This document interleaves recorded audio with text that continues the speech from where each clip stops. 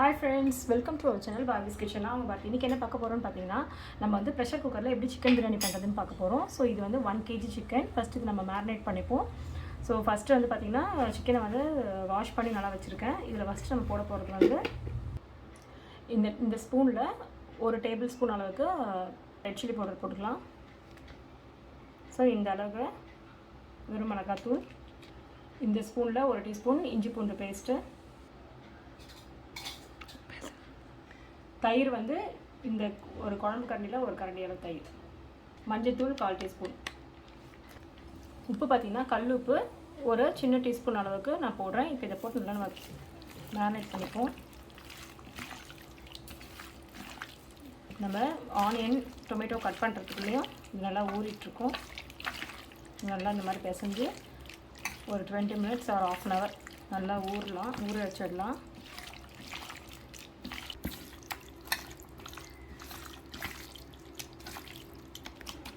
So இப்போ இது வந்து நல்லா ஊறட்டும்.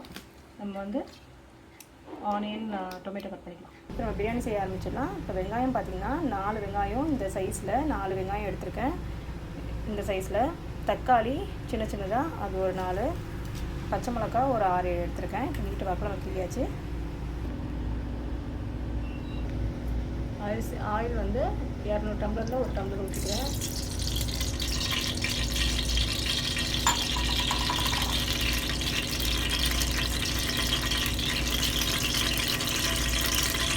நெய் வந்து 1 டீஸ்பூன்,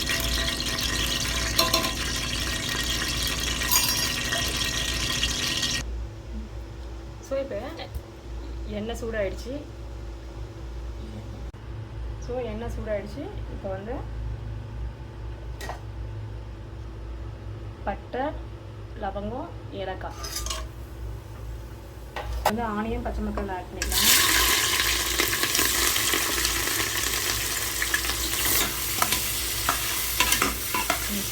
இப்போ இது வந்து அரிசி வந்து இந்த ஆழாக்கில் ஃபுல்லாக போட்டிருக்கோம். இந்த ஒரு ஆழாக்கில் மொத்தம் 5 ஆழாக்கு நான் போட போகிறேன். 1 கிலோ அரிசி.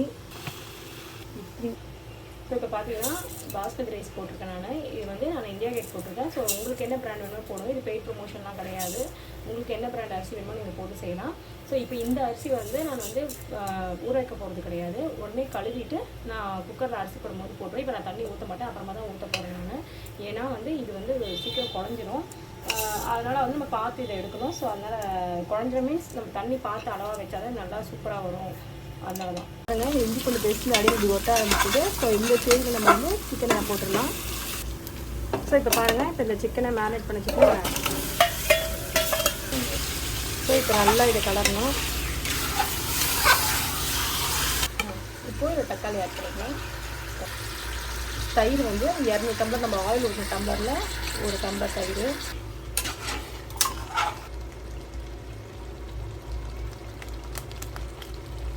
மிளகாத்தூள் பார்த்திங்கன்னா வெறும் மிளகாத்தூள் ஆல்ரெடி நம்ம சிக்கனுக்கு போட்டோம். இப்போ வந்து இந்த டேபிள் ஸ்பூனில் 1 ஸ்பூன் போடுறோம். இது போட்டுட்டு கலரிட்டு மஞ்சள் போட்டாச்சு. உப்பு இதில் ஆல்ரெடி இப்போ தண்ணி விட்டுட்டுருக்கு. நம்ம இதை பார்த்து இந்த கணக்கில் வச்சு தான் நம்ம அளந்து தண்ணி ஊற்றணும். இப்போ சிக்கன் வேகத்துக்காக நான் மிக்ஸி ஜாரில் கழுவின தண்ணியை வந்து 1 கிளாஸ் ஊற்றுறேன். ஸோ இப்போ நல்லா கொதிச்சு ஆயில் மேலே வந்துட்டுருக்கு. இப்போது இது பார்த்திங்கன்னா நான் வந்து 1 கிளாஸ் தண்ணி தான் ஊற்றினேன். இதில் வந்து தக்காளி, தயிர், சிக்கனில் விட்ட தண்ணி ஆல்ரெடி தண்ணி ஊற்றிச்சு. ஸோ இப்போ நம்ம இதில் புதினா ஆட் பண்ணிக்கலாம். புதினா வந்து 1 கட்டு புதினா வந்து நான் வாஷ் பண்ணி சாப் பண்ணி வச்சுருக்கேன். இது 1 kg rice, 1 kg chicken.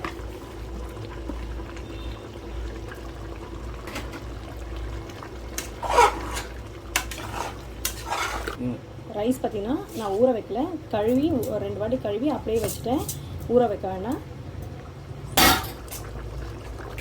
Lemon பார்த்திங்கன்னா இப்போ ஒரு 1/2 லெமன் வந்து சொல்லுவேன். ஸோ இப்போ ஆல்ரெடி வந்து தண்ணி பார்த்திங்கன்னா இது வந்து 3 கிளாஸ் தண்ணி இருக்கும். நம்ம 1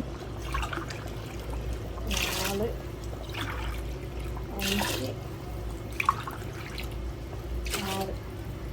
5 6 7 8 9 9 கிளாஸ் தண்ணி ஊற்றிருக்கேன். உப்பு செக் பண்ணிக்கோங்க. நான் கலர் எதுவும் ஆட் பண்ணல. ஸோ அப்படியே பண்ணிக்கலாம். அரிசி வந்து போட்டுடலாம்.